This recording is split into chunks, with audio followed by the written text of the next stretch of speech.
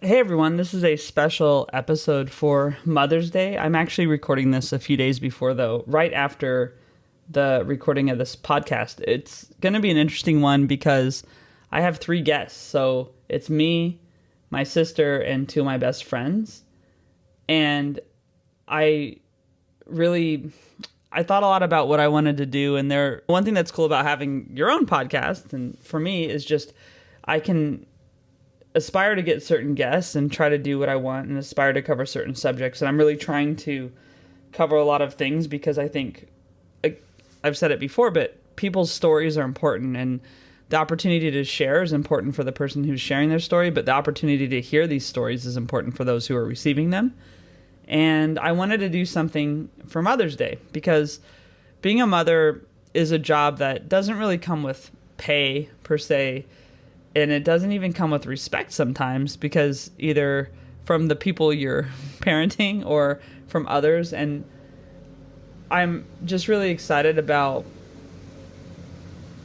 being able to share this and the fact that these women decided, they'd come on and they'd talk about motherhood and also their jobs outside of that. And then how the whole more than work, I guess what I'm developing now is more of a mindset or philosophy, and it's something I'm working on. I'm very mindful now that I have this podcast of how much I'm making work take the center stage outside of work hours, for example. And so this episode's for moms.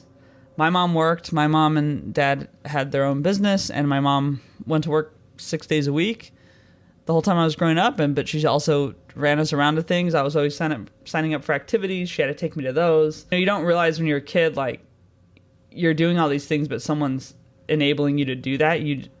But when you look back as an adult, you realize, oh yeah, I did all these things, but someone helped me. Someone got me there. And so this is to thank all the moms. This is to wish my mom a happy Mother's Day. And this is to wish all of the other mothers a happy Mother's Day. So I'm really grateful for the opportunity to talk to my three guests. It was a lot of fun to learn more about them, even though I know them really well. It was really fun to talk to them in this way and get to know about these aspects of their life more.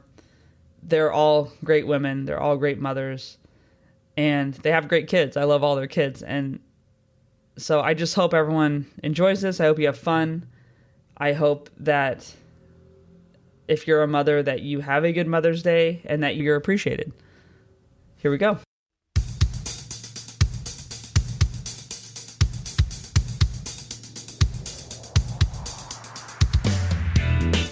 Welcome to More Than Work, the podcast reminding you that your self-worth is defined by more than your job title. I'm Rabia, an IT project manager, comedian, nonprofit volunteer, and sometimes activist. Every week, I'll chat with a guest about pursuing passions outside of work or creating meaningful opportunities inside the workplace. As you listen, I hope you'll be inspired to do the same. Here we go.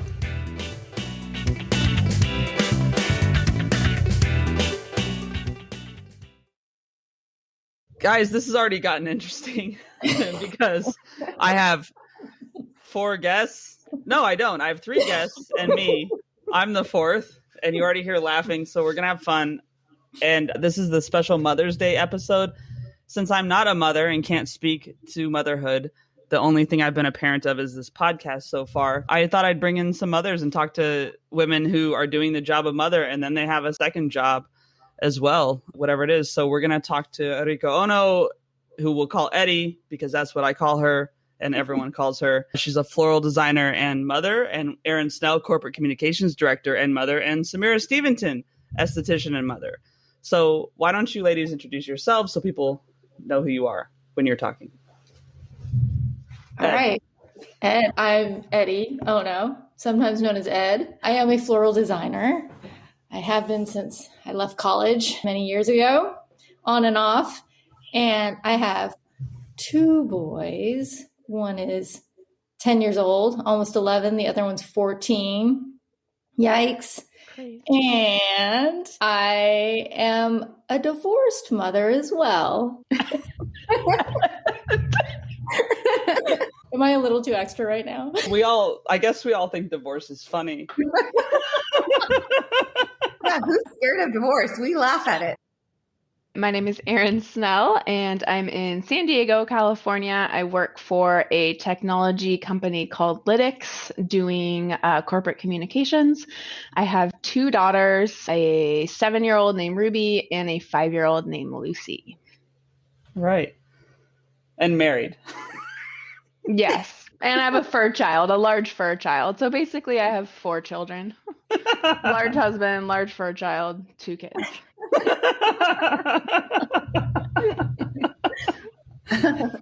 Samira. Okay, I'm Samira, and I have 3 kids. My oldest is 16. Then I have a 13-year-old and 11-year-old, 2 boys and a girl. I'm an esthetician, and I work part-time doing that. And I'm also a divorced mother. Just like Ed. It's also a funny divorce. So, all right, good. Thanks for being here. I know, and just to set who these people are and what we're doing. It's now almost 6 a.m. in London, and they're all on the West Coast of the United States, and so it's 10 p.m. for them. And just so everyone knows, Samira is my sister, and then the other 2 guests are 2 of my best friends that I've known for like many years. So we're probably going to sound like friends talking, and that's because we are. And then me and my sister are also friends, I would say. So that's who the guests are. People will often say that motherhood is a thankless job. A lot of people feel that way about their career jobs too. And I feel like that way as a project manager, I'll tell you. But what do you find to be the most difficult thing and then the most rewarding thing about being a mom? So I think the most difficult thing about being a mom is just, it's not like your regular job. Sometimes you get to go home and your job's over. But with a mom, you're not ever done. It will continue forever. Even Rabia, we know our mom is still our mom. That's never going to go away. You don't get a break. I just went on vacation and left my kids the longest I've ever left them. And it was pretty hard. Literally, when I would go in the pool, I would bring my phone and put it under a towel because I was getting so many calls and texts and where's this and where's that and complaining about this or that. And, it doesn't go away. But another reward for all that is I came home to my kids. Like, I missed them and I got to come home and they were here and they all missed me too. And the hugs you get, that's just, I don't know. There's a lot of rewarding things as being a parent, but I feel like comfort is one of them with your children. Yeah, that's good. And I know you were getting phone calls just because then I heard that you were getting phone calls while you were on vacation. So. No, so that's hard. So what about the other 2? I would say that the best thing about being a mom, it is a thankless job in terms of the kids. I don't remember the last time the kids were like, thanks for being a great mom. Even on Mother's Day, like, whatever, dad's buying the present, or it's not like, I don't even get a card anymore that says thank you. So it's definitely a thankless job. But I would say the best thing is that, I don't know, you just love them so much. You're raising humans. There's a lot of like kid perspective in the world where you get to see things through their eyes. You get to still be really goofy and silly with them. Rabia, you know that because we are goofy and silly with Erin's kids. I'm more goofy and silly with my friends' children than my own. And it's really nice to hear, especially with my 14-year-old, like what his generation hears and sees, and to just turn off the adult thing for a while and kind of get the kid perspective. And that's awesome. They are the woke generation, and I'm proud of it. And then I would say one of the worst things is, you just don't get to clock out. Even when they are not here, I still don't get to clock out because you're just thinking about them all the time. And even though you are waiting to get a break from them, when they're not here, then you miss them. And it's kind of a crappy, hand that you're dealt, that you can never just unplug and not think about them. Yeah. Mm-hmm. I can see that. I think for me, similar to Ed, it's like super rewarding just to see, it's almost like you're re-seeing the world through their eyes, going back to when you're little. And I think another thing that's super rewarding for me is just seeing like my family members with my children, like how much joy they bring to like my parents and my husband's parents. That's super fun. I think the biggest challenge for me is just finding balance in my life as a whole, especially working in this pandemic, adding on top of that, and being a mom, just that you wake up and like you guys said, it's go and you stop work and then you pick up the kids and then you come home and it's like dinner and baths and bed and rinse and repeat and do it all again the next day. And there's just not a lot of downtime or time for yourself, which for me, I definitely need to have time for myself, for my sanity, and finding that is a challenge sometimes. Yeah, and I think when you guys have all mentioned that either you don't clock out or it just doesn't stop, and I think knowing all of you pretty well and your kids, like you have kids in different age groups and that comes with different challenges. Like Erin, you're still earlier in it.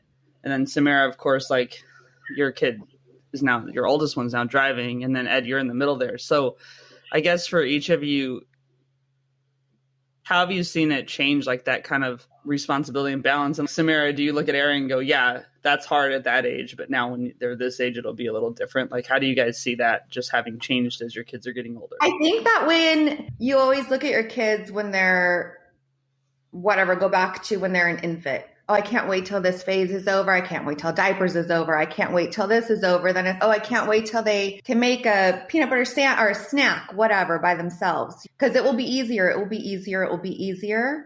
But what I'm finding, it's just a different challenge you face as a parent, because when they're little, you control what they do, where they go, who they see.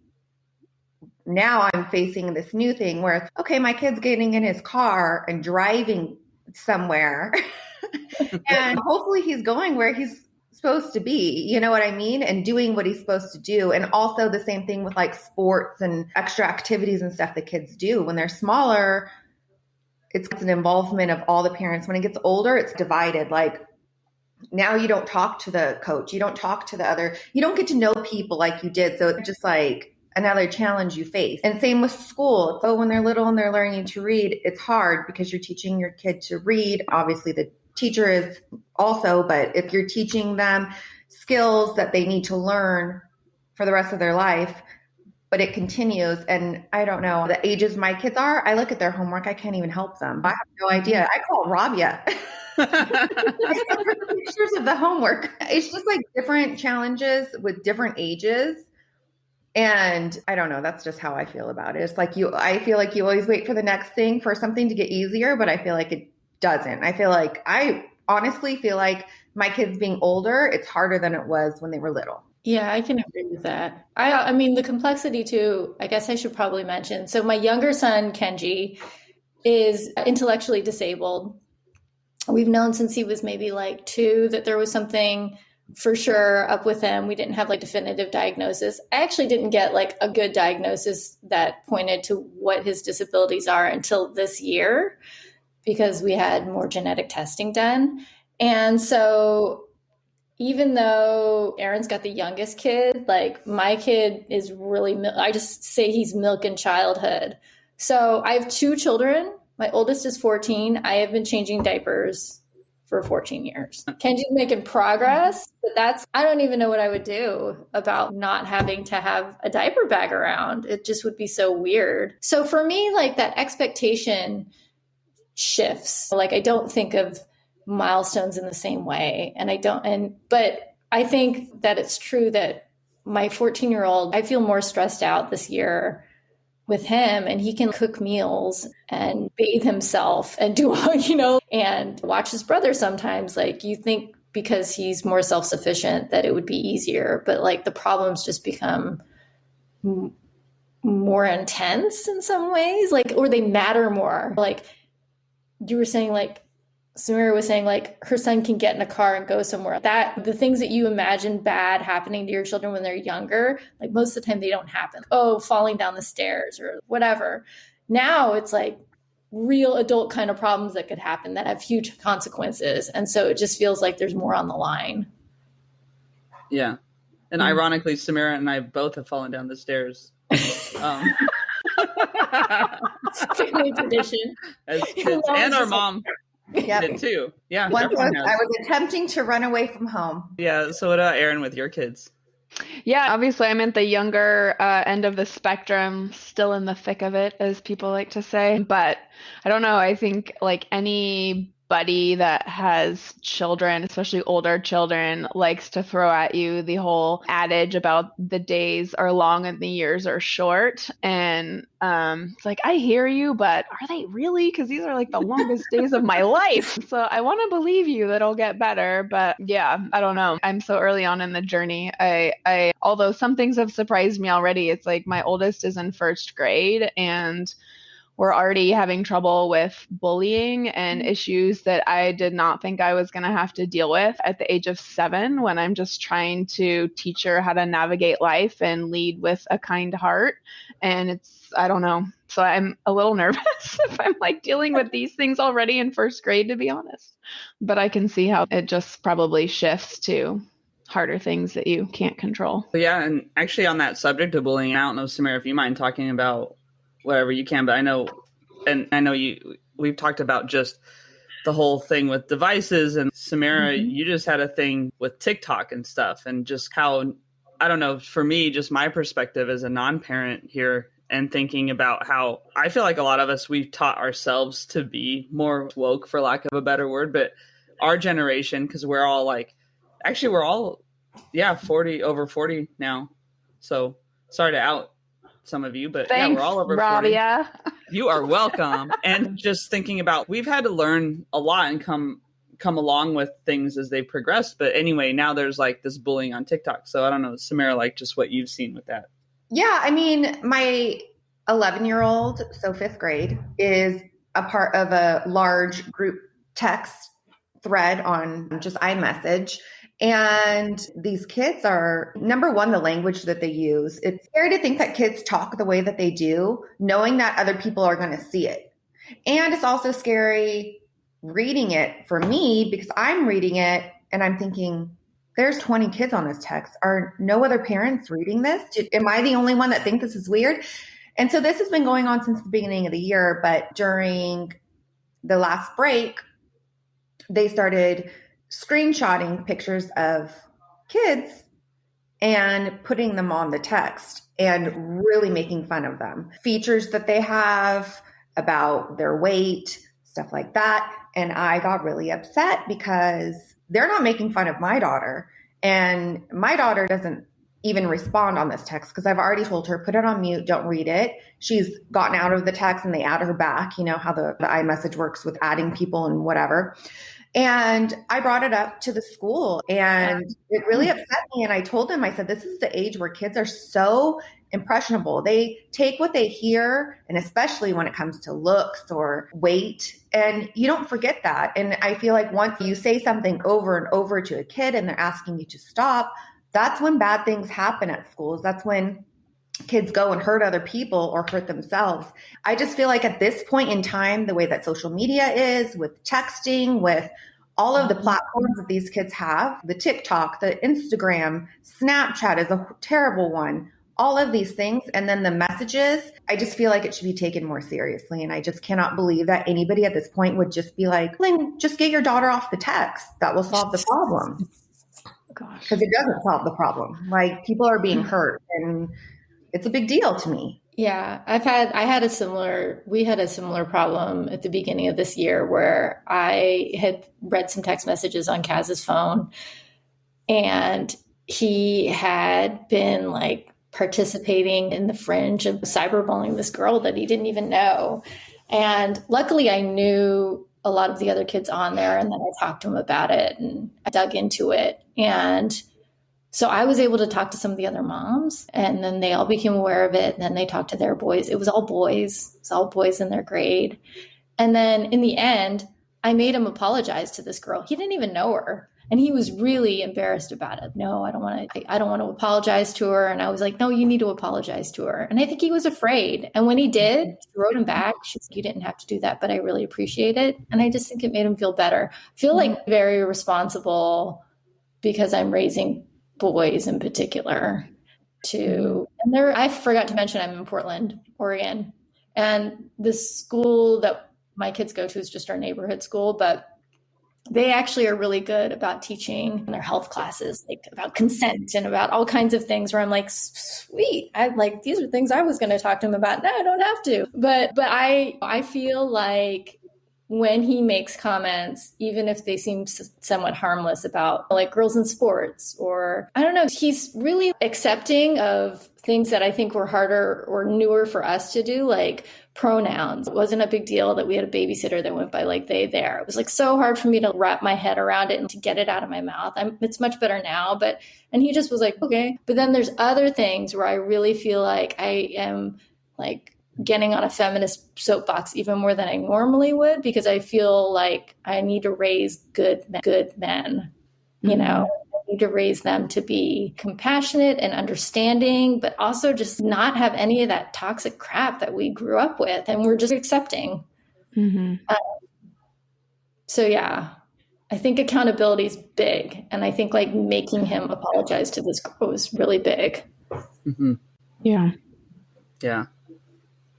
And then, Erin, you're like in the earlier part of it where it's just in school still because the kids don't have phones. Yeah. And so for mine, Ruby, my oldest, is a bit of a tomboy, which I love. She's the only girl and plays with the boys all day long. But we're on our like fourth incident in the last month where she's also taller and stronger than most of the boys. The kind of school director basically said it's at this age, at 7, boys don't know how to handle their emotions, and she runs circles around them on the playground and schools them in whatever game they're playing, and they don't know how to handle it. So they're just super mean to her. Last week, she was super upset at school because 2 of the boys told everybody that she had warts all over her body and she had an ugly face. Aww. Yeah. And I'm like, okay, this is like not okay. And the week before that, it was like single file in line. And the boy behind her is like, all I can see is a big fat butt. Oh, because she has a bubble butt. So do I. So does my entire family. But I tell him, like, Ruby, that's why you're faster than everybody else. That's the largest muscle in your body. And this is why you're so fast. Oh my gosh. I'm not even prepared for these conversations. And similar thing, Ed, like they made these 2 boys write her letters of apology and read them out loud to her, actually. And they gave her a chance to say whatever she wanted to them. And I think she just basically said that your words made me super sad, but it's so hard to navigate because I don't know. It's just, again, I did not think I would be dealing with this sort of thing in first grade. And that was just 2 of the 4 incidents in the last month, but I don't know. It's challenging. And then I asked her, like, what are the girls doing, Rubes? And she's like, playing unicorns. Well, maybe at some point, if everybody's not being kind to you, I don't know. Go play some unicorns. Go play unicorns. She's like, I'm not playing unicorns. I'm like, all right. Yeah. Which you're probably glad about. I don't know. That's a proud. I'm like, I grew up playing with the boys too. So did my mom. I'm like, rock on. But like, I did not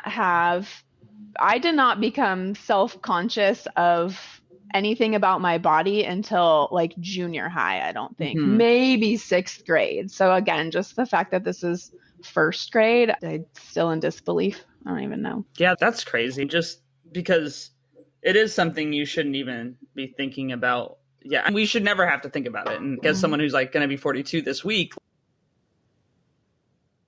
like even just hearing Samira earlier and saying, yeah, when kids hear something over and over, I'm still dealing with that 5 pounds I should have lost when I was in 7th grade, probably like more in 10th grade. But yeah, that 5 pounds I never lost, plus the additional now.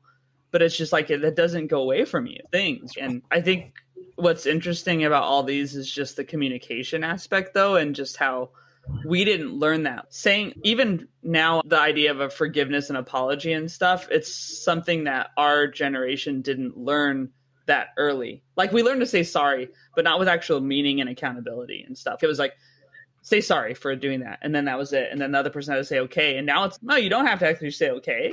You can actually say, yes, I accept your apology, but you hurt me. And I think that's cool that they're learning those skills now. I don't know. Mm-hmm. Well, I think the gender roles are less like traditionally defined now too, especially like even as primarily as a stay-at-home mom, I think because I'm a divorced stay-at-home mom, for the most part, that I'm 100% divorced, but I don't know.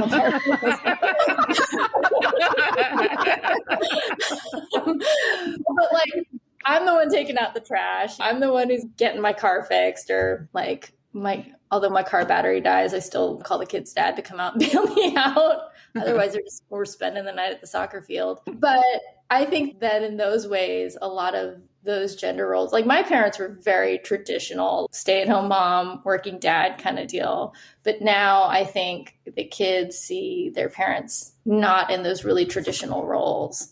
And I would hope that the dads, even, it's one thing for the moms to teach these lessons to the kids too, of how to treat the opposite sex or just people in general. But I think the dads have to be really responsible for it too.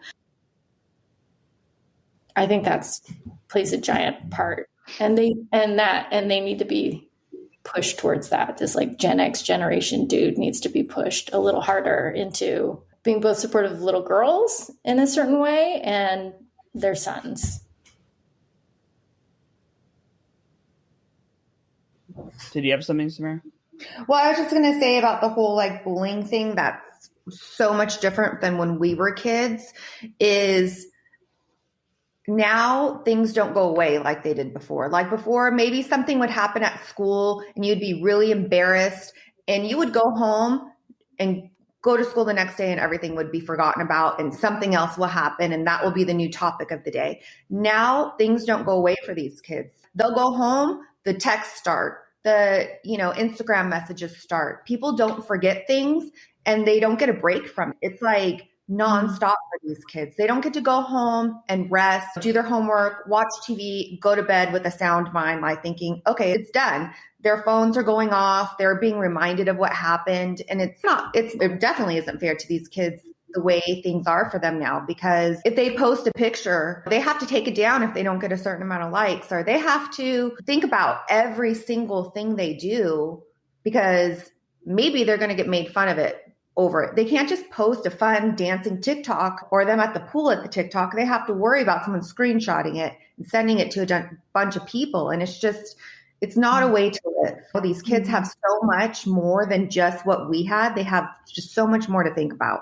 That's just something I definitely wouldn't have thought about, just because I post whatever, how I look, and that's it. But I know a lot of people have to worry and touch up their thing and image. And yeah, getting away from that for a minute and just going back to like how you're balancing everyone has different kinds of jobs. And Erin, you have the more traditional, like corporate, you have many hours a week that you're working. And then Samira, you're putting your schedule together. And then Ed, you're part-time. How do you balance though the whole thing with work and then your other job of being a mother and having that always be on as well? Like, how have you guys found ways to balance that?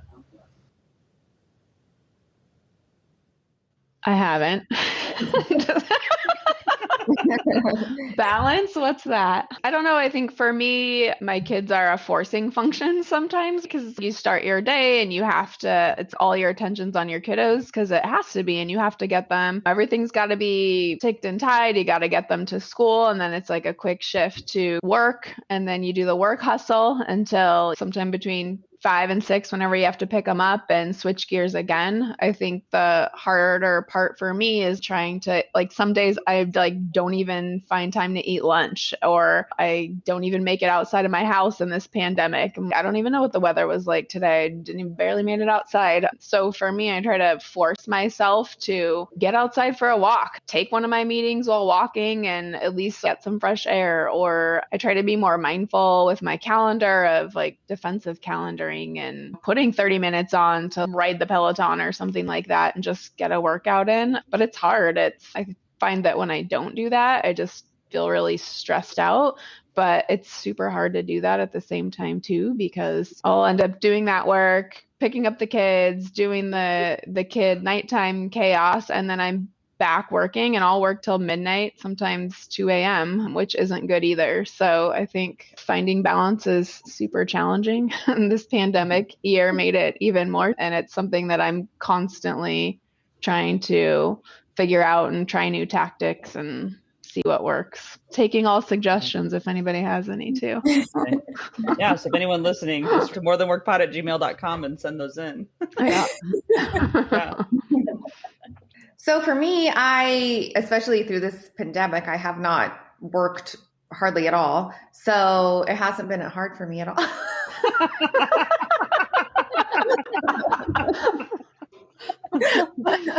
But before I did work, up until 5 years ago, I stopped working when I got a divorce. And that's when I became an esthetician. So I think that I played the reverse role as a stay-at-home mom, because most people stay at home when their kids are little, and I didn't. And now I do. And I really enjoy it. And I like dropping my kids off from school and picking them up, because I didn't always get to do that before. So I really like doing it now.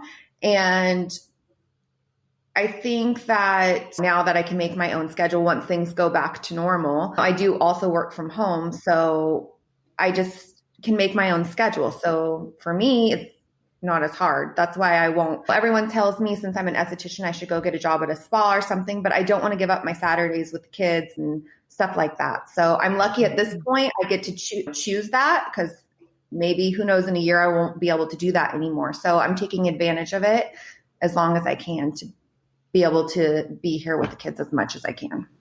Mm-hmm. Mm-hmm.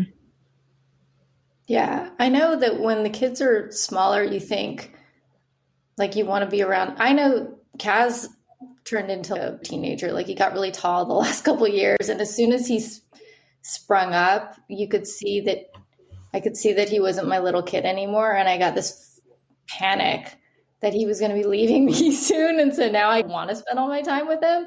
But the irony is that he is a teenager who doesn't really want to spend all his time with his mom. Treat him like he's 10. I have to oh, you're not 10. But so my job, I started working. I only went back to work a year ago. And I kind of didn't want to do flowers for a really long time. And then I did a friend's wedding, and I was like, oh, that was really fun. I like doing that. I had my living room set up as a shop, and I enjoyed it, and it felt good. And so I thought, well, maybe I need the little break from the grind, the caretaking grind. So having the kids and a disabled kid at that, and then my mother has Alzheimer's. And so I felt like I was getting a little lost in the shuffle and didn't have any identity anymore other than being taking care of other people. So I made a couple random calls one day and found an ad in the paper, and I called this shop up and asked if they were looking for holiday help. And it was January, so I knew that Valentine's was coming. And as it turns out, they didn't care if I wanted to only work 1 day a week while my kid was in school, or 2 days a week. And so I started working there, and I really love it. I have told people I've never had an unsuccessful day at work.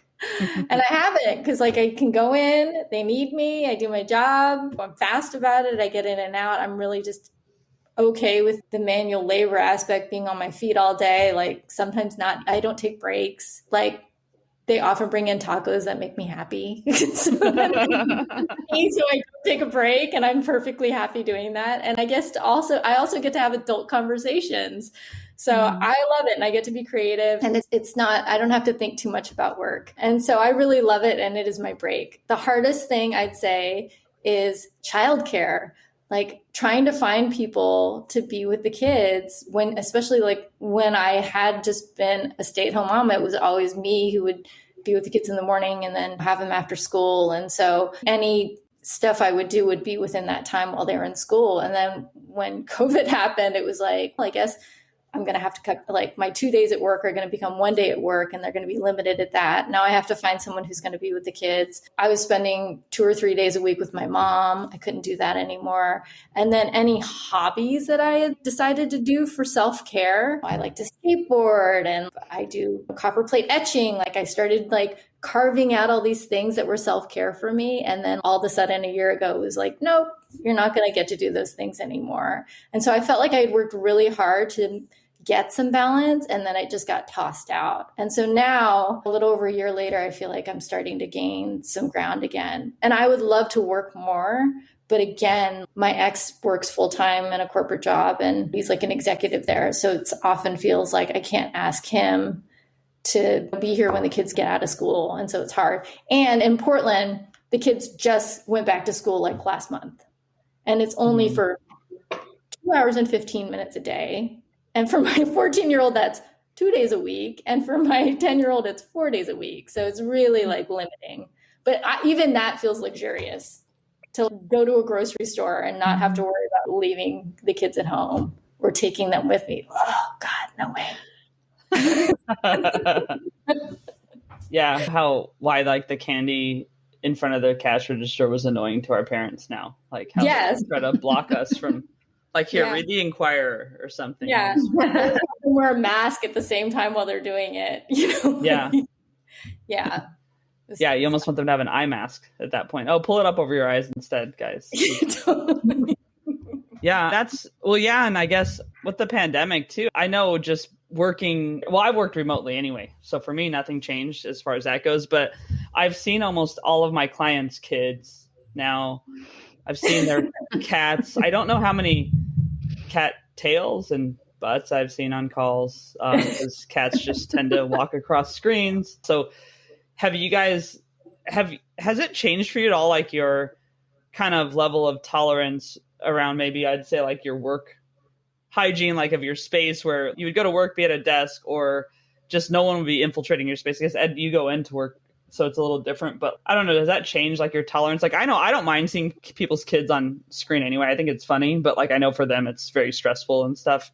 But have you just changed your level of tolerance for what's okay at this point? Yeah, I think I'm a pretty tolerant person in general, so I don't think my tolerance level has changed. I'm like, hey, to each his own. I love to meet your kids and your dogs and your cats. But I do think it's been a forcing function for other people, which is like, for me, I think that's one of the nice things about this pandemic is it's helped. For me, like when I look at my coworkers, it's helped humanize some of them for me, because I'm like, oh, okay, things are normal, like for you at home. And I think the only challenging part, I've definitely approved popsicles earlier in the morning than I would have rather. I think the earliest was like a 9:30 popsicle, like trying to have a one-on-one with my boss. And I was like, whatever, yes. And like the whole box of popsicles was gone, whatever. At least they have little popsicles, at least. Yeah, Not like, yeah. And I guess too, just thinking about, I've talked to each of you enough to know the school thing has been hard. So I don't know, just maybe someone listening is, yeah, my kids are still at home a lot and stuff. Do you have anything that's worked for you? Any of you, that with the kids being on Zoom and doing that whole thing? I did not think that Kenji was going to be able to do distance learning. I thought, are you kidding me? And I just thought about his classmates too, because he has a lot of kids in his class who have like Down syndrome, who are nonverbal, where even being able to hold a gaze and focus on a screen would have been really hard. And I don't know why I didn't think that Kenji wouldn't do well, because he's a screen monster anyway. Like he's learned a lot of things from just surfing YouTube, like repeatedly, but he did really well with distance learning. Like he had a couple teachers, especially if they were able to navigate technology, the younger teachers who are like millennials, he did really well. And so actually I was eager to get him back in school, mostly for the socialization part. So he could just have other people outside our home. And so I could get a little break. But curriculum wise, he was doing really well. And for me, it was so great to, like, even though it was really challenging, and there were days like he threw his Chromebook one day and busted the camera. There were definitely days where it was hard. He just did not feel like he wanted to go watch YouTube on the TV all day. He didn't want to be in class. But on the most of the time, I was like, if I get a 70% rate during the week of like successful classes, then I'm stoked. He learned so much, and it was so cool to see. And I didn't get to be in class with him at school and see how they teach him. And so that part was awesome. And I also got to see his friends, because I'd see them in their little houses and get to know their personalities. And so that was amazing. Meanwhile, like my 14-year-old, I had no idea what the heck he was doing. He would like just not even get out of bed, just roll over, open up his computer. I just had to make sure that he actually was awake. They don't turn their cameras on. And so that was the part that was hard, is I was helping Kenji learn. And then meanwhile, my good student was like taking a big nosedive in terms of turning anything in. And it's funny because I know what Samira's kids were up to, like her challenges, because we both talked to Rabia, and I'll complain to her, and she's, oh, my sister, my niece is doing this. And so empathy, indirect empathy, like yes. You're not a parent, but you know all about it at this point. Yeah. I've been studying all of you for years to know. So what about you, Samira? Because I know, but like other people don't. Yeah. So at the beginning of this, back in March of last year, when they all went remote, it was really difficult for me because I was living in an apartment and the kids didn't have space to be on the computer from 8 until 2:45 a day because they had long hours on their Zoom at school. And it was really hard. It was a huge challenge at first. Even for me to get to my kitchen, I would have to do like an army crawl through the house because there was cameras everywhere, because all the kids would be, because they weren't allowed to do Zoom in their rooms either. Like they weren't allowed to do it on their beds or anything like that. Really? Oh, wow. Mm-mm. So it was pretty hard at first. Thank God over the summer we moved, and Rabia really set the kids up and got them all desks for school. And what a difference it made. Honestly, they all have a desk in their room, and they went back to school. I think Sophia went back pretty quickly. I think she went back maybe at the beginning of October. And then Matthew went probably a month later, and Joseph started after winter break. So they've all been back at school now, which they're all doing a lot better. Sophia, it was a big challenge with her. She was on academic probation at school, and she was really not doing anything she was supposed to be doing. So it was That's hilarious. Yeah, it was a lot of days. It's like, what were you doing during your 80-minute class? Like, how does everyone do it? But I still have these problems with her now that she's in class. They haven't gone away, but they've gotten a lot better now that she's actually in class. And then Erin, you have, I don't know, I've talked to your kids on FaceTime plenty, and I don't know how you would get, especially the younger one, to sit at a Zoom call. I can barely sit on my Zoom calls at work. Like I refuse to go on camera most of the time. So how was that for you with the younger? Yeah, definitely with Lucy, the younger one, it was tough because she's a later birthday. So it was a transitional kindergarten, they call it here. So she's 4 and was expected to be on Zoom for 3 hours. And I mean, at that age, they don't know how to mute and unmute themselves. We give the teacher, oh, Lucy, it's your turn, unmute yourself. So I just ended up, thankfully, I work for a company that's super flexible, and I just literally marked myself out of office from 9 to 11:30-ish every day because I had to help both of them. My older one finally got the hang of it a little bit, but my little one's also a wiggle worm. So 3 hours in front of Zoom is a lot in itself, but she cannot sit still. So I ended up, somebody recommended a wiggle seat or a wiggle chair. And it's just this disc.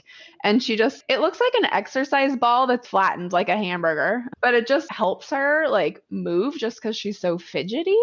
But that was rough for sure. It's just, I don't know. I think that's too much to ask a 4-year-old to be on Zoom for 3 hours. But that was rough. But thankfully now they're both back in school. Yeah, good. Yeah, I can't imagine. I'm just thinking about, so people obviously can't see what we're doing, but I have a stand-up desk, and we were about 35 minutes in the conversation. I'm like, I need to stand. So I did that. So I can't imagine being a 4-year-old on a Zoom call. It's so ridiculous. Yeah. And it's the most ridiculous looking Zoom you've ever seen. There's 20 kids. They're all doing crazy things under their bed. It's what's going on with Jack there? What view is this? Nobody's paying attention at that age, but yeah, the poor teachers too. I know. It's they didn't sign up for this.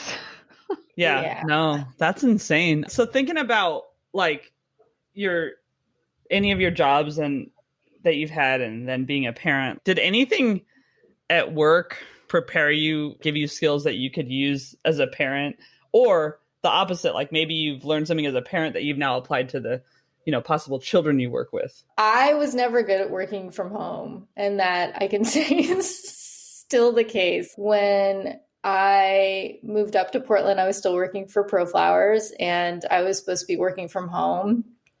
I think it's been long enough, and that company is not really exists anyway, that I can say I barely worked for those 9 months after we moved up here, because I can't focus. I'm not good at it. I need to be in an office if I'm going to have that kind of a job. So when I'm here, my home is my work and the kids are my work, and that's easy to focus on. But if I have to sit down, if I had to sit down and do work, that would be really difficult. It's hard to pay the bills when the kids are running around here. And I would say that, yeah, I don't know if my work life from ProFlowers taught me much about raising my kids. I would say like being at the flower shop, it gives me like more endurance for being on my feet and running around and multitasking.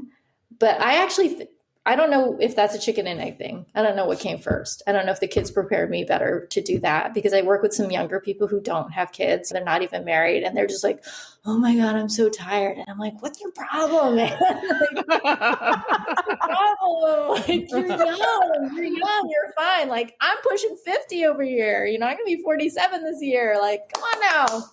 I've got like 6 hours of sleep. You can do it. Yeah, that is funny though. Do you notice kids too, like they can't make change if you go to a cashier, and they're like, I don't know, that's something my mom always said drove her nuts, and I see it because I'm like, well, yeah, our math let us learn how to make change, but yours didn't. So what about anyway, that's like a digression, but that's what I do. Are you commenting on Common Core? Oh, gosh, yes, I am, because I have not been able to help Samira's kids with their math properly, because I'm like, well, I don't know, you don't do that, you just do this. But anyway, yeah, we don't need to go on that subject. So what about you guys? Like, anything that have you noticed like some lesson from one helps in the other?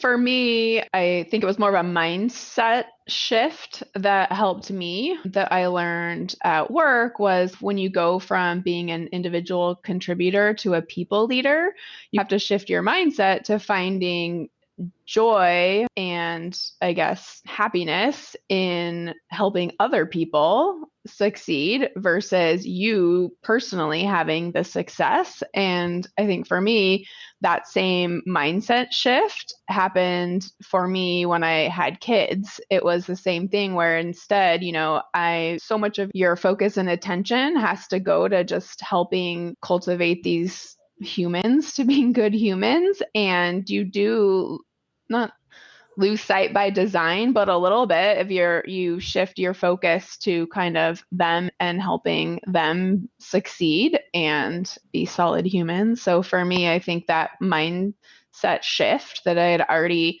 learned and experienced in the corporate world then helped me when I had kiddos.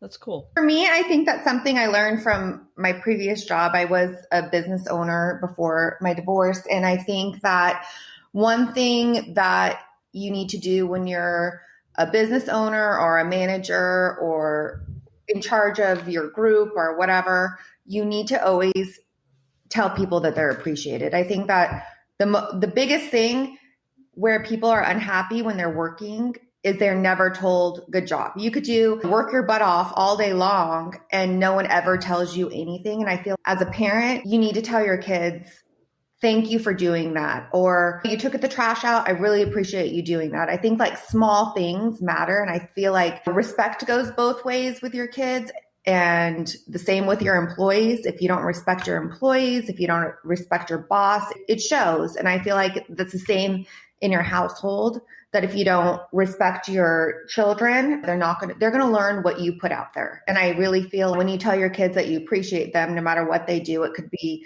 something so small that they just took the dog for a walk or even played with the dog or brushed their teeth without you telling them. Just anything. It doesn't matter what it is. If they know that they're appreciated, I feel like it's a really strong thing that they need to know. Another thing I've learned with my new job is I do lashes also as an esthetician, and I feel like patience is a big part of that because people like to talk and move, and you have two tweezers in their eyes, and I feel like, okay, you need to be very patient, and I feel like I'm very patient with that, and I feel like I've learned that by being a parent.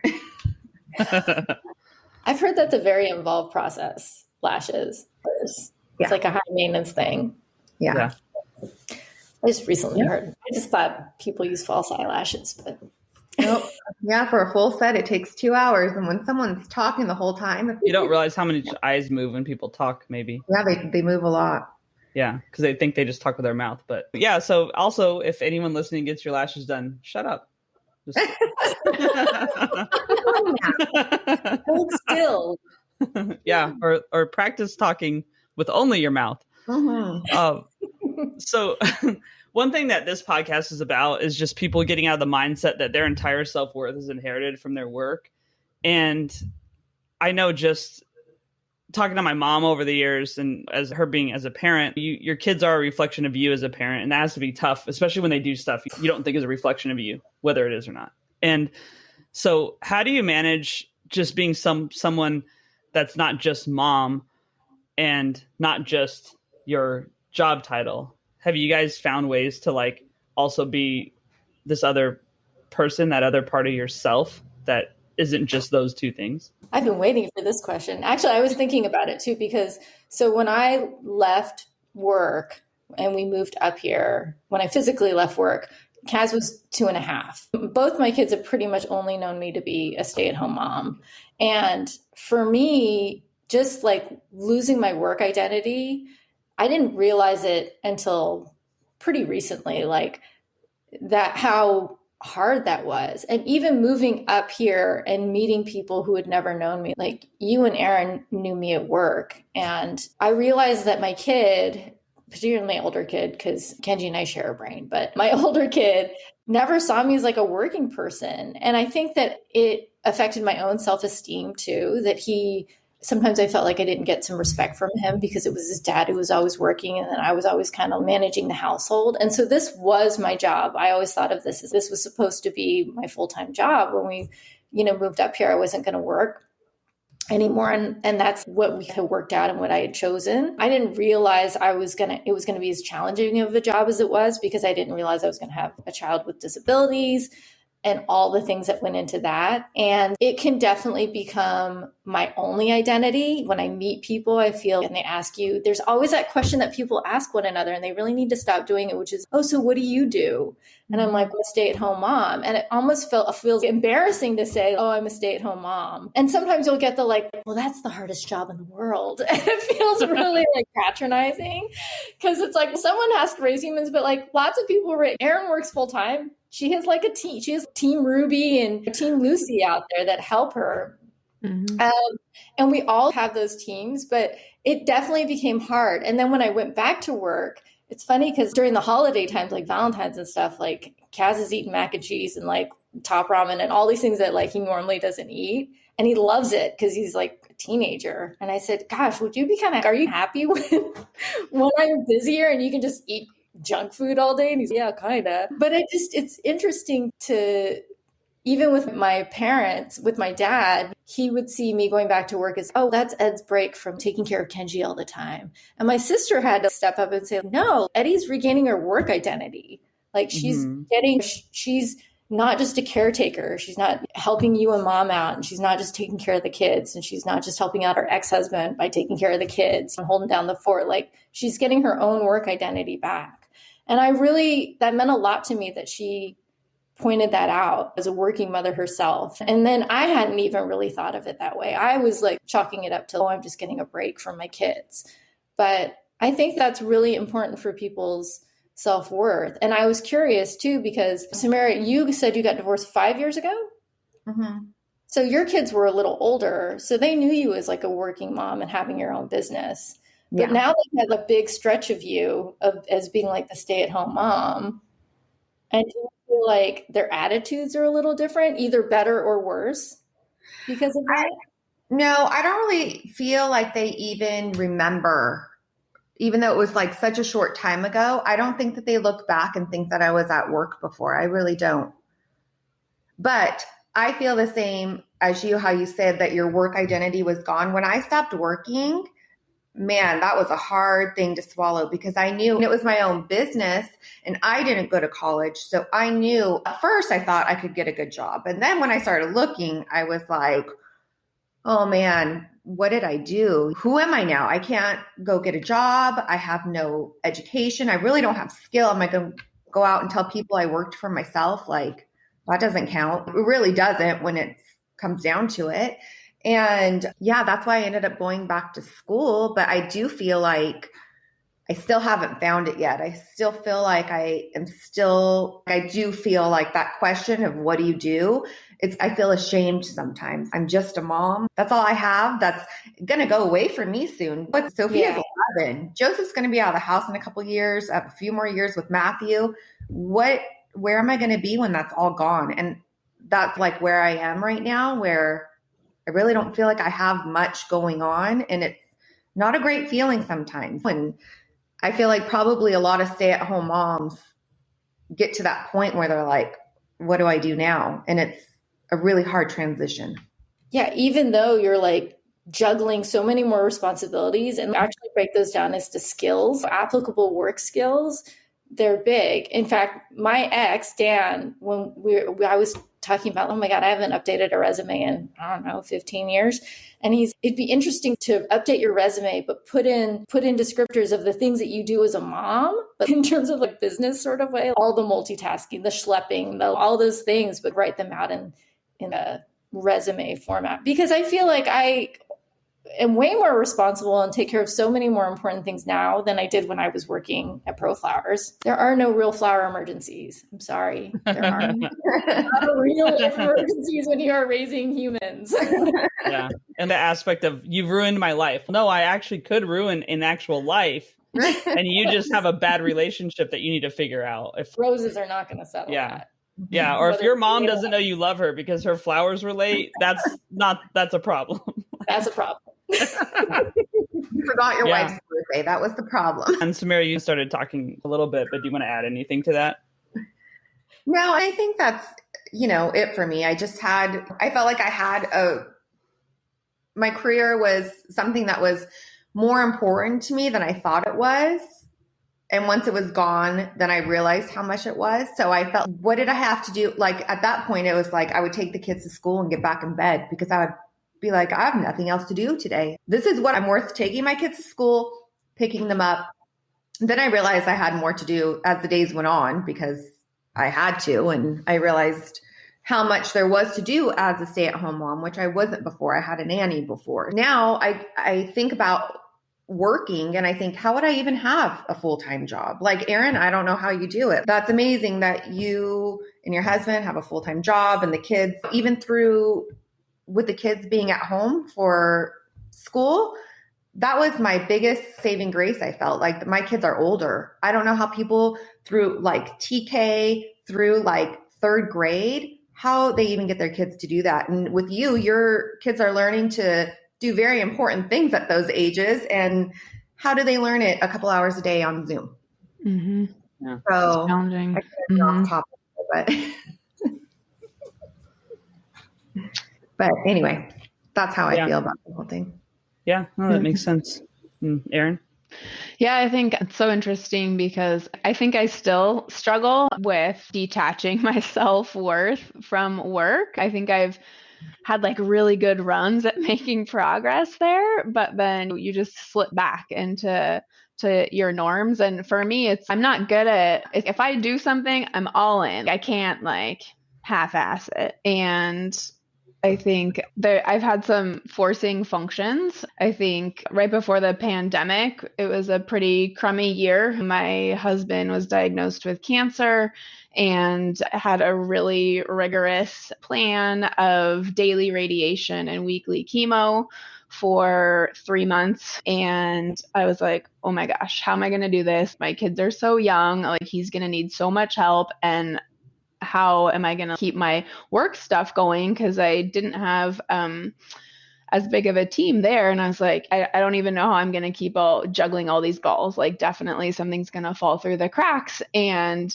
I don't know. I think sometimes with work, especially if you are a single point of failure and nobody else knows how to do some of the things that you do, it's stressful for me because I'm like, okay, if something falls through the crack, that's my name on the line. With his cancer journey, we both worked actually for the first couple of weeks while he was okay. But then after that, we both were like, okay, neither of us can keep working through this. Like, it's getting real and it's getting real quickly. I took a leave of absence for work for 3 months and I was nervous about that, but I was like, family comes first. My husband comes first. I got to keep this train on the tracks here at home and get him healthy again. And when I finally got back to work, it was stressful, but you know what? Stuff got done. It might not have gotten done how I would have done it, but it got done. And the things that weren't quite as important, they're just like, we'll wait for Erin to get back to do that. And everything was fine, but it's stressful at the time, but it's just work at the end of the day. But I feel like I came back to work with a totally different perspective. And I'm like, I'm not going to let, so much of my self-worth be tied to my work and little things that I would get so worked up about if they happen. I'm like, in the grand scheme of life, that really does not matter. Like, back to the flower things, right? Oh, your flowers were late. Your world is ending. No, it's not. But it's hard. Like, it's a challenge for me because sometimes I feel like I have a totally new outlook on life when things get going, and especially stress for me. Like, when all these things pile on, I even do lose that perspective myself. So I don't know. It's definitely something I'm always trying to be mindful of and make sure I don't get back to that place. But it's a easy slide for me sometimes. Mm-hmm. Mm-hmm. Yeah, it's like we're constantly learning and relearning all the time. Mm-hmm. Yeah, no, that's true. And thanks, by the way, just for sharing all this. I think I don't know, I'm excited to learn all this. I mean, as long as I've known all of you, like in one case for your entire life, I'm learning something. So thanks for sharing this. So people love to give advice. I've given all of you advice, I'm sure. And from what I've heard, getting unsolicited advice around parenting is super frustrating. And how have you learned to handle when someone does that to you? I don't get a ton of advice, I think, because I have an unusual child. Even when I was at ProFlowers and had a job where I was supposed to work with other people, like the flower part was like merchandising was like my domain, the flower design. And I always had a hard time collaborating with people. I never wanted to manage other people either. I just wanted to be like my own little island over here. And I think I am a little bit the same way with my current job as a parent, because especially with a kid like Kenji, where I deal with his therapists and his doctors and his teachers, and it's 100%, and the childcare, like 100%, it's been like my domain. I have a hard time getting advice because I'm like, what are you basing that on? I think it bothers every parent. And I feel like when your kids are also younger, a lot of people want to give you advice about a lot of things. And I feel like it's really hard because every kid is different and everyone has their own opinion. I got it a lot with my oldest son when he was small because he was like late with reading and late with speaking and stuff like that. And people would give me advice on it. It would just piss me off. I'm like, and now I've learned, like, gave me a life lesson on being a parent because everybody learns to read at a different time. Everybody learns to, at a different time. Everybody learns social skills at a different time. Like, it's just at the pace, of what you're going to do. And even as for us as adults, sometimes things just click with people at different times. But I feel there's like a norm and everybody wants to be like that perfect person and that perfect thing and their kids to be perfect. And that's the beauty of raising children. Nobody's perfect. You can't mold your kid to be like what you want them to be. They're going to grow up and they're going to be a human. And yeah, you want to guide them and teach them to be a good one. But there's a lot of great things that come from things that you don't necessarily teach your kids. I just feel like a lot of people give you advice based on them thinking that their kids are the greatest kids. And I feel like that happens too often. And I feel like parents should be more understanding. I feel like when you say something about your kid or just are venting, that maybe people should listen more and not respond as much. And I feel like that's a big problem with just supporting other people. Note taken. I'm just kidding. You're really good about not telling me what to do, actually. And Erin? I think for me, most of the unsolicited advice I get, just again, being on the younger years of the journey, is just people sharing what worked for them when their kid was in the same phase. And I think I always try to assume positive intent in people. And I think at the end of the day that people are really just trying to be helpful. They have a good heart and they're trying to be helpful and they're trying to share. And I don't take it personally, just because if there was one right way to parent, we'd all be doing it the same way. There's no way. To your point, Samira, it's like every kid's different, every family's different, everybody's goals are different. There's a variety. There is no one way to do it. So I don't know. It's like splish splash water down my back. Yeah, that's good. No, that's probably the healthiest way too. But yeah, so if you're at all like me, you definitely had a moment at some point, or many moments, really, I'm not going to be like my mother, that whole thing. Has anything happened where you're like, oh yeah, I am like my mother? Oh my God, I'm so much like my mom. But I will say this like in good ways. I don't think negatively about things that my mom did growing up. And yeah, the biggest thing that I would criticize my mom for was like not speaking up for herself enough.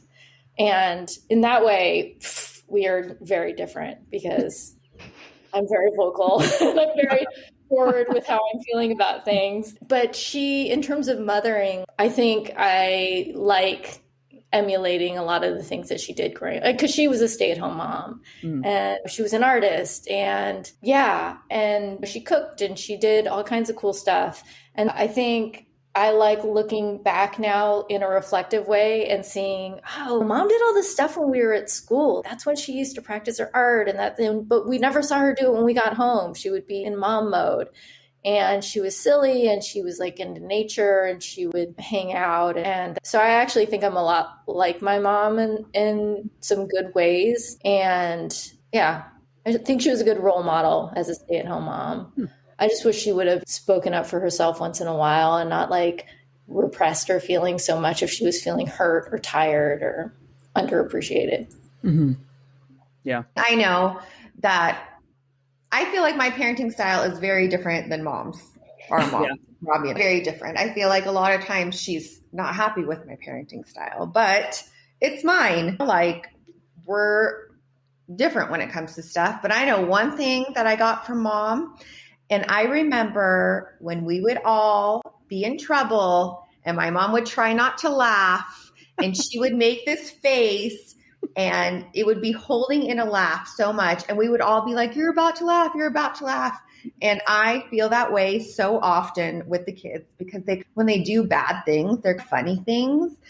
And but I don't want them to know I think it's funny or that I'm amused by the bad things that they've done. So I usually try to just walk away before I start laughing. Do they know that you're amused? Like you knew your mom was amused?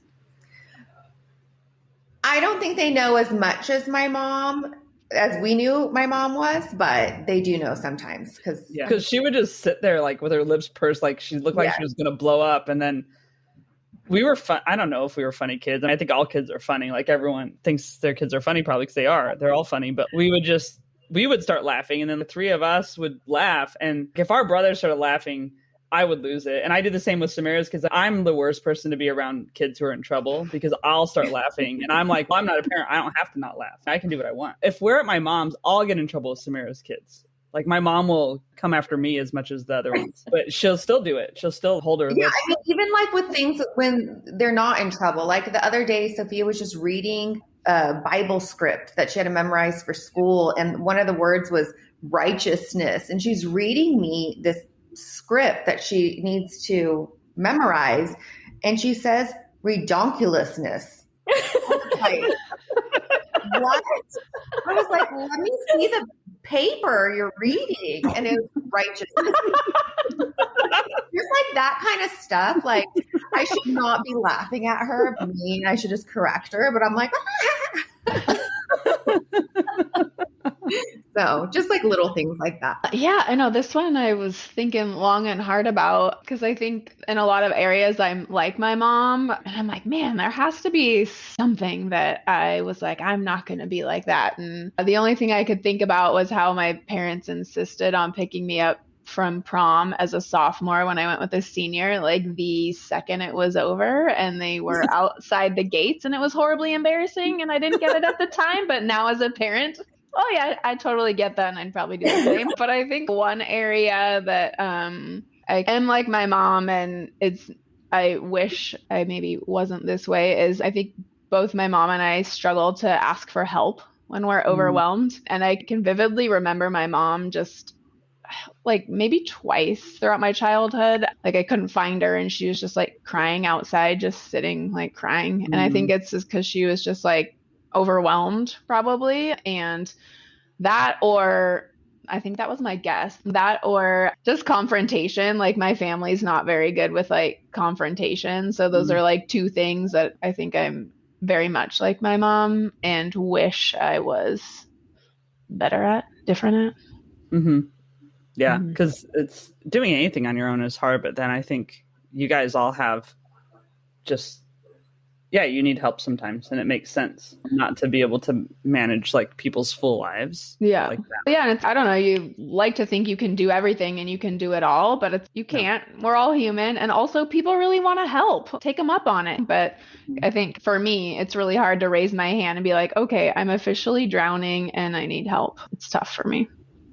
Do you ever have confrontation with your kids? Like, I definitely know this about you, because I don't think I've ever seen you give anybody lip to their face. And I haven't seen you cause conflict with anyone. But if your kids are really, you don't do it with them either. No. So the other thing is, I feel like I'm an overly patient person, if that's such a thing. So I feel like I have a very long fuse, but should you get to the end of it, it's not pretty. It just doesn't happen often. And generally my husband gets there faster than I do, so he does enough confronting for the both of us.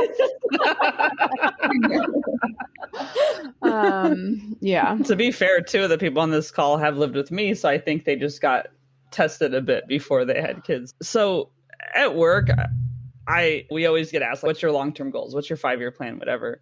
Do you ever think of that with your kids and just what you hope for them? Because I know everyone will say, not everyone, but I think a lot of people say, oh, I just want my kids to have a better life than I did or something. Do you have anything that maybe it's changed over time, what your hope is for your kids now that you've lived longer? I think you and I have even talked about this, but one of the things I repeat to myself a lot is I just have to, if I'm having a hard time dealing with things, that I just have to reset my expectations. And that's like a lot this last year is like, I just need to reset my expectations. With Kenji, that has been like the big lesson I've learned from him is you can't look at milestones. You can't look at, a lot of people will ask when they first meet him or find out about having a child with disabilities. Like one, they want to know what is like, oh, what's wrong with him? Does he have a syndrome or anything?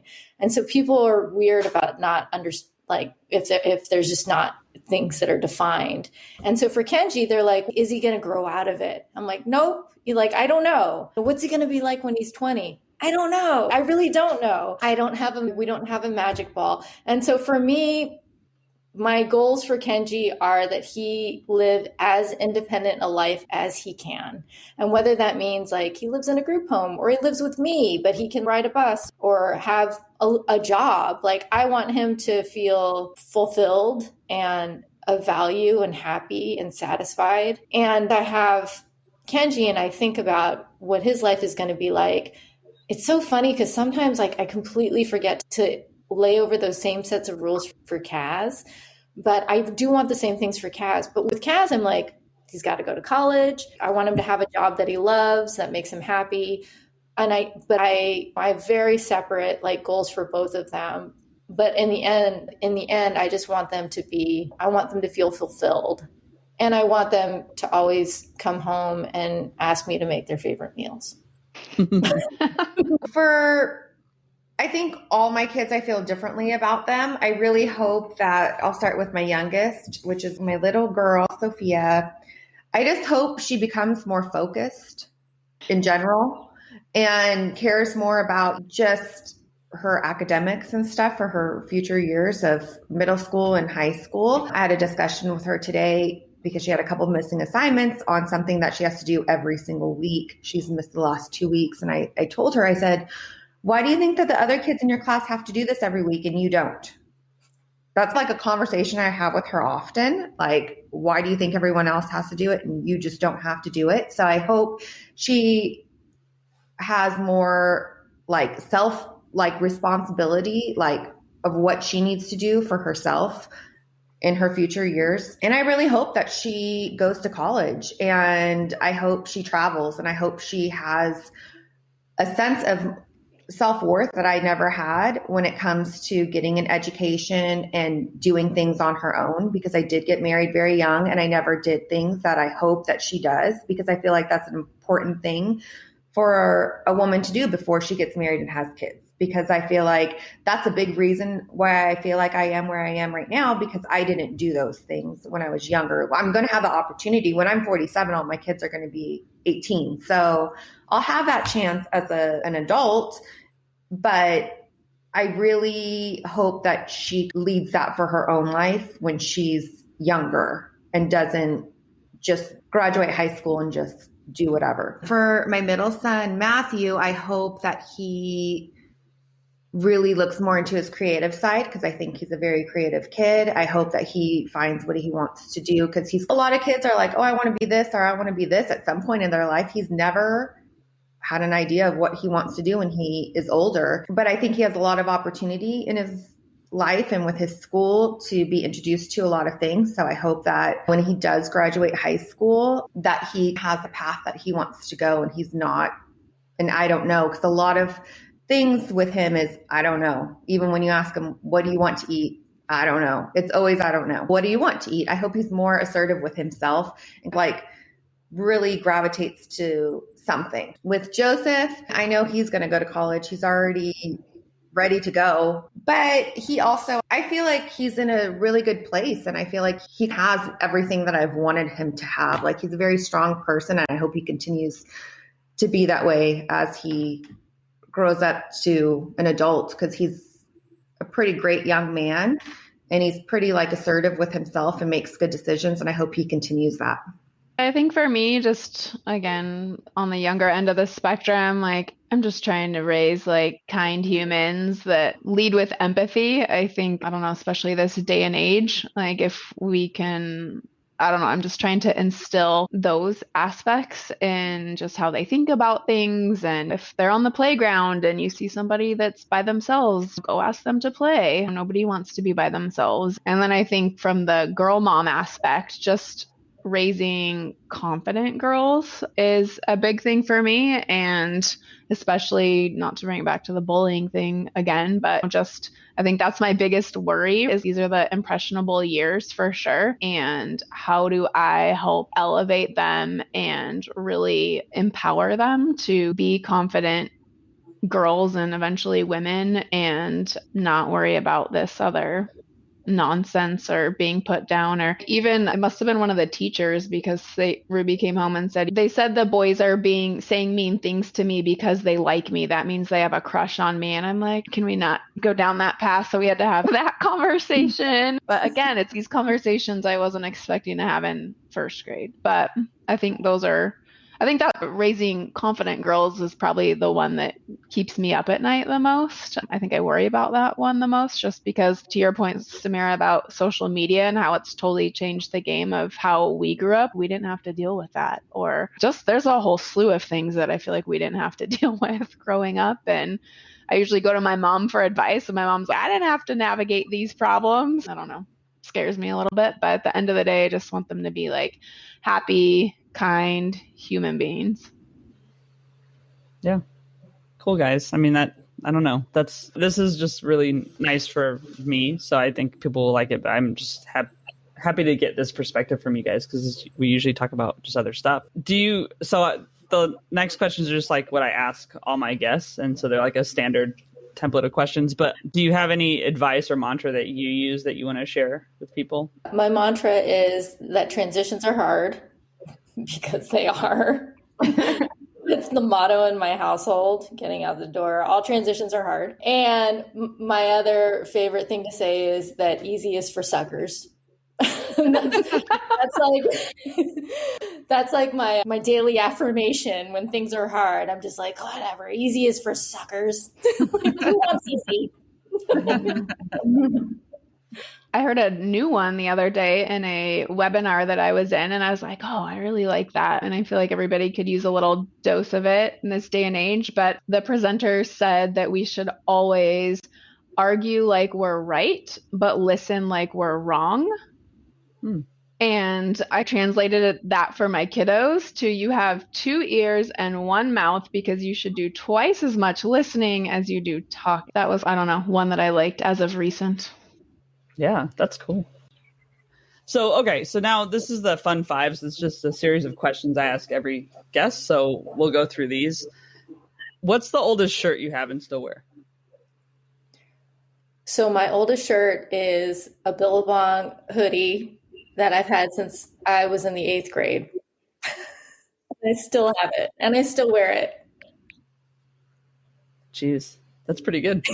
I haven't grown. But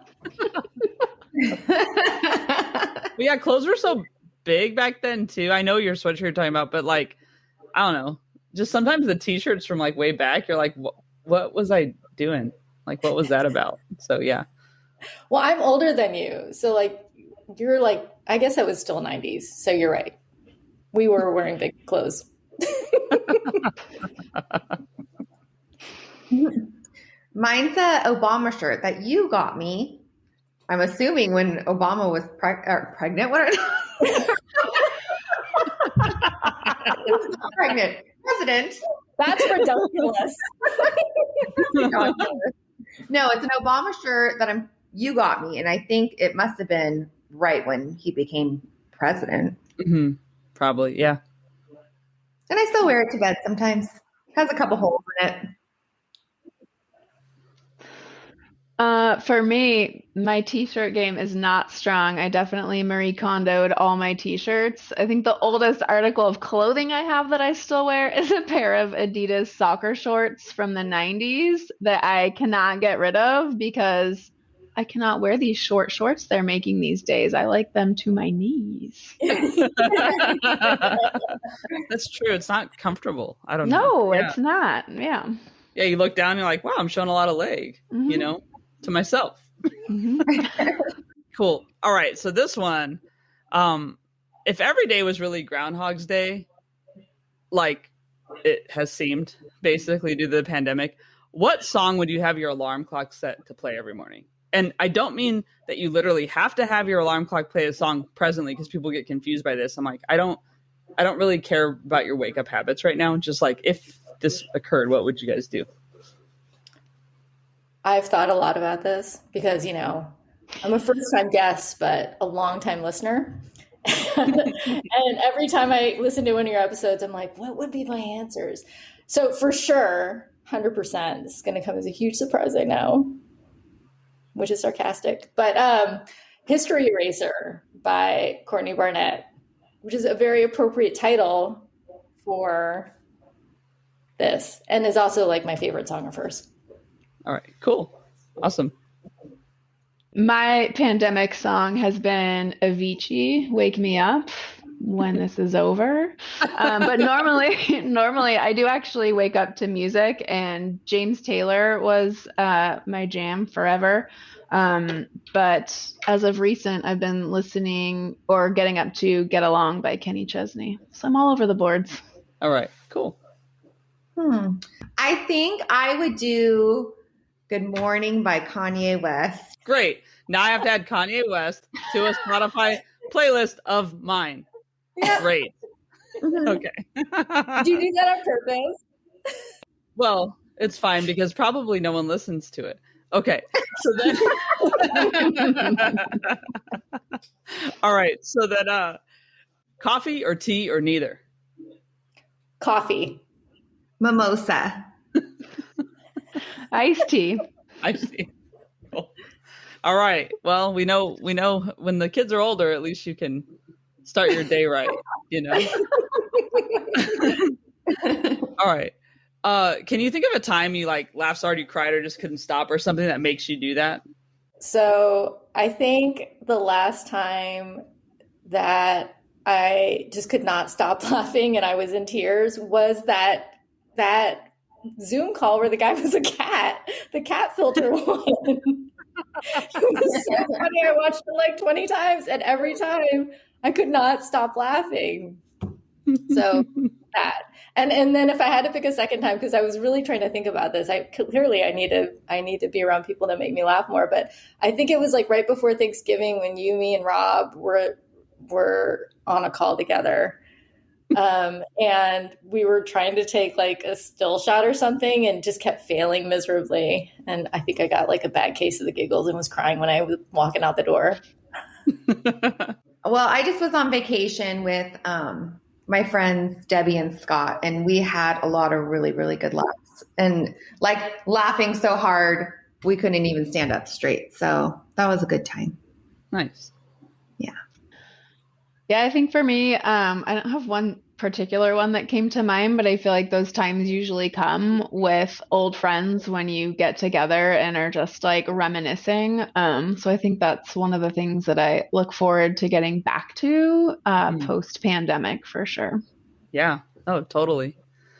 All right. And the last of the fun five, who inspires you right now? So I find inspiration in, I feel like, lots of different people every day. But Rabia, you are kind of my inspiring person. I feel like, just so many things about you, and you're always trying to better yourself or learn something new or do something hard or take the time to really like be a better version of yourself.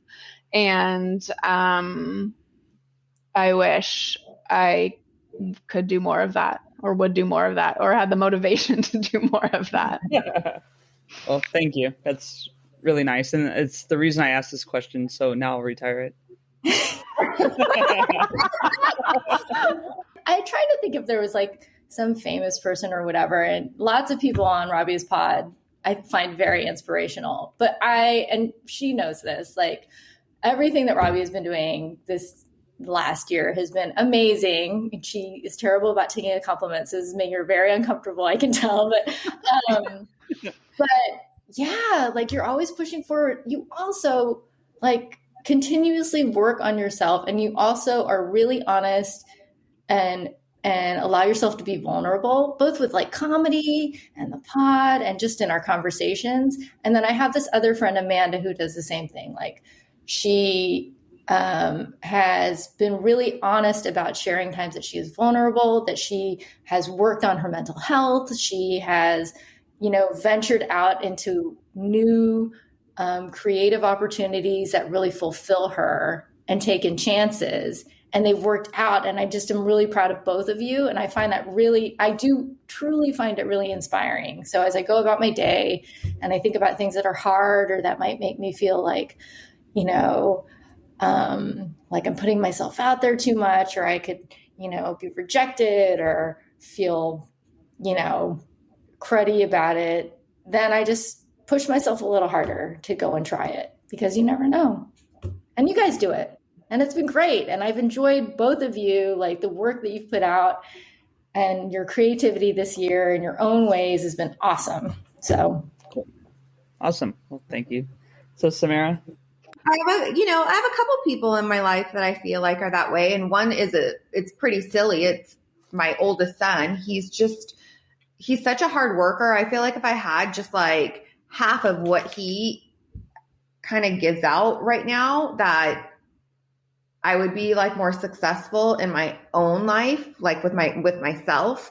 Sometimes he asks me to go to practice at 6:15 in the morning and I don't want to wake up. And I think, why do I not want to wake up? He's the one that's going to have to be working. I can drive back home and hop back in bed, like he's, then he comes home from practice and practices again or works out again. And then he does his schoolwork. He's up, tonight I'll actually be up later than he is, but usually I'm in bed before he is. And sometimes I think like, man, how does this kid do it? I wish I was just a little like him, and I would be I really think he's going to be a very successful person at what he does. So I like that like work ethic that he has. Another person is, one of my best friends, her name's Danielle. She also has 3 kids. And she stayed at home until probably like 5 or 6 years ago. And she went back to work and started a business, and she works really, really, really hard. And she's a really, really good mom. And she's a really selfless person in general. I mean, she's just like such a kind-hearted person and such a giving person. I mean, I know that if I ever needed anything, she would give it to me, even if that meant she were to suffer. She's just a really, really great person. And I feel like that's hard to find nowadays. Like there's not a lot of people like that. And I mean, and to go back to, Erin and Ed, like Rabia, you're like, what you've done through this pandemic is crazy. Like most people have shut down during it. You've strived through it, like with the comedy, with the podcast, and you have a job. And not to mention you're by yourself in London doing this all in a flat. It's like, talk about resources. A lot of people don't have, and you're back at school, it's like a lot of people don't have the resources to do stuff and find a way to do it. And I think that, Rabia, you're really someone that goes out of the box and finds a way to do things that it would be easier not to do them. And I feel like that's kind of like the way I am. It's like, oh, that's kind of hard, so I'm just not going to do it. So I kind of look at 3 of, Danielle and you and Joseph, and you kind of all have that in you. And I look up to that. It's a great, great thing to have. Well, you guys, thanks for saying that. And, I admire Joseph too, for sure, which is kind of weird to admire a 16-year-old kid, but he's someone who I even look to, like, if I keep striving, I can be better as well. And I had each of you on just because I've talked to at least one of you about being on the podcast before, and people are like, you guys say, oh, I'm not that interesting, I have nothing to say, but you've all had something to say that's been really insightful. So thank you for taking the time to be on here with me, and happy Mother's Day to all of you. This will come out on Mother's Day. So thanks a lot for being here. Thank you so much, Rabia. It was so fun. Cool. Thank you so much, Rabia.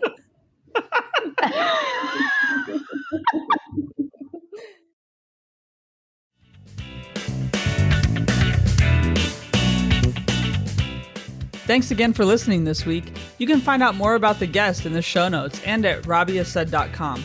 Joe Maffia created the music just for this podcast. Find him on Spotify. That's Joe, Maffia. And Rob Metke is responsible for our visual design. You can find him online by searching for Rob, Metke. Thanks, Rob. Let me know who you'd like to hear from or about your own experiences defining yourself outside of work.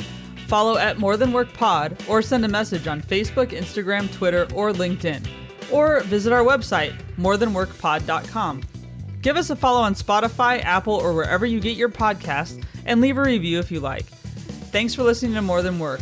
While being kind to others, don't forget to be kind to yourself.